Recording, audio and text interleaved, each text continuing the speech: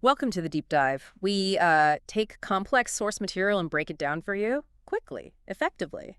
And today we're jumping into Michael Arturo's short story, Hell's Kitchen. It's a really interesting piece. Yeah, someone sent this one over, and it's got this unsettling mix, doesn't it? Definitely. You've got memory falling apart, questions of identity, this real obsession with archives. And maybe even murder kind of lurking underneath it all. It really pulls you in. So the main character is Leonard Greaves. He's a retired newspaper archivist, lives in Hell's Kitchen. Apartment's absolutely packed. Right, packed with his archives. It feels like the apartment is his mind, in a way. Yeah. Ordered, but fragile.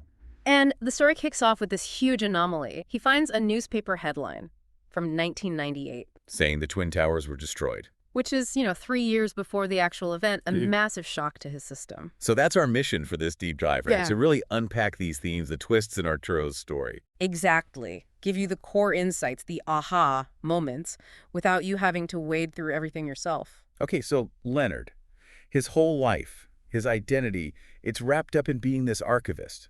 In facts, objective truth. Yeah, the archive is supposed to be solid, unchanging, his refuge. And then, boom, this 1998 headline about the towers. It's not just a headline, it's a full article.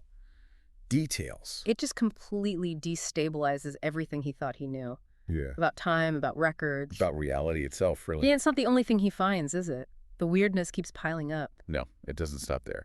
He finds other dates that are just wrong. A Jerusalem bombing? 1996 instead of 2003, I think. Yeah, something like that. And a subway derailment shifted by a couple of years. And the really strange part, maybe, is what's missing. The 1993 World Trade Center bombing. Gone. Completely absent from his meticulously kept records. Which he knows he archived. He remembers doing it. And this is key. Leonard wasn't just some random guy filing papers. At the Chronicle, he was known for his memory. Almost photographic, right? His attention to detail was legendary. Exactly. He's the guy who caught the errors. So for these things to appear in his archive... It strikes right at the heart of who he is. It's not just bad records. It's like his mind is failing or reality is bending. Right. And then things get even stranger. The city power goes out. A total blackout plunges his cluttered apartment, his ordered world, into darkness. Both literally and, metaphorically. And that's when Loretta appears. A neighbor. Knocking at his door. And Leonard's first reaction, his perception, it's based on her appearance.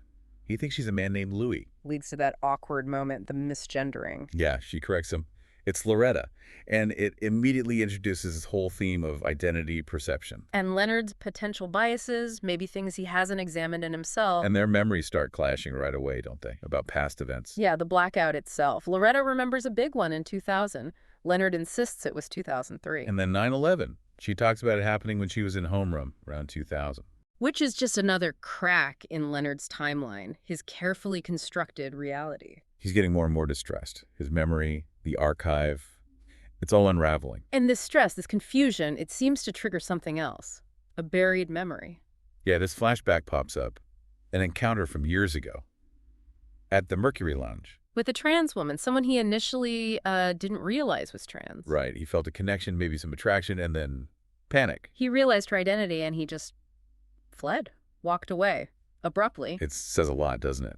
About his own fears, maybe his discomfort with things outside his neat categories. And when he confesses this old shame to Loretta, her reaction is quite something. It is very direct. She just says, that night didn't disappear just because you walked away. Hey, it's hard. You can't just erase things. Actions have consequences, even if you try to forget them. Which leads Leonard down this path.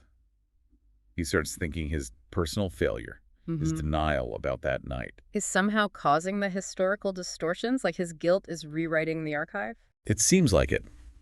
He starts to believe his attempt to bury that personal memory is literally messing with time, with the records. It's quite a leap. A desperate one. It leads to this really ugly confrontation with Loretta. Yeah, he's spiraling. He accuses her, says she must be connected to all this, to the messed up records, maybe even to his past. And then he does something awful. He rips off her wig. Revealing. Confirming his initial misperception. Loretta is Louis. It's a violation, and Loretta's response is powerful. Oh, yeah. She turns it right back on him. Accuses him of trying to erase people he's afraid of, people who challenge his worldview. And then the bombshell. She reveals her connection to the woman from the Mercury Lounge. Suddenly, Leonard's private guilt and these bizarre public record anomalies crash together. They're linked. It's undeniable at this point. And just as this happens, the microfilm reader, it had been dark because of the blackout. It flickers on. Maybe the power is trying to come back, and an image appears. A headline, stark, murder in Hell's Kitchen. Dated March 1993. Mercury Lounge entertainer found slain. Oh, wow. So is this real, a forgotten record? Or is it? Or is it Leonard's guilt manifesting, projecting onto the machine?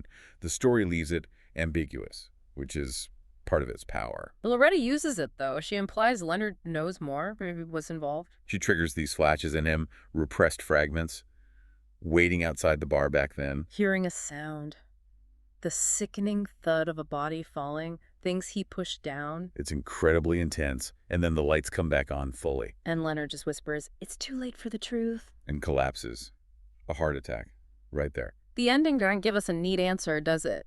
Was he directly responsible for the murder? Or did decades of denial, the fear, the sudden confrontation with everything he tried to bury, did that kill him? His own suppressed past. It leaves you wondering about the nature of guilt and responsibility. And that final detail. The official record. The newspaper report of his death. Just says heart attack during blackout. Found by a neighbor. No mention of Loretta, the murder headline, the internal chaos. The neat official story completely obscures the messy, terrifying truth underneath. A final irony. So, summing up this deep dive into Hell's Kitchen, what are the big takeaways? Well, clearly, the unreliability of memory is huge.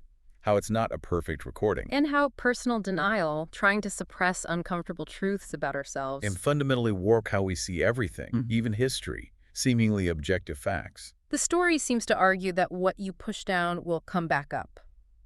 Somehow. Yeah, it finds a way. And I think what's really striking is that link between Leonard's very personal guilt and these almost surreal historical shifts. It's not spelled out how they connect, which makes it more thought-provoking. This power of individual trauma, maybe. Exactly. And the ambiguity around the murder just hangs there, that lingering unease. So we hope digging into this gave you, our listener, a good handle on these pretty complex ideas without getting bogged down. Yeah, distilling the essence, those aha moments, that's what we aim for. And it leaves us with something to think about, perhaps. A final thought for you. Consider this. How might our own unspoken biases, the things our society prefers not to talk about, How might those subtly shape the history books, the archives, the collective memory we all rely on? what gets left out?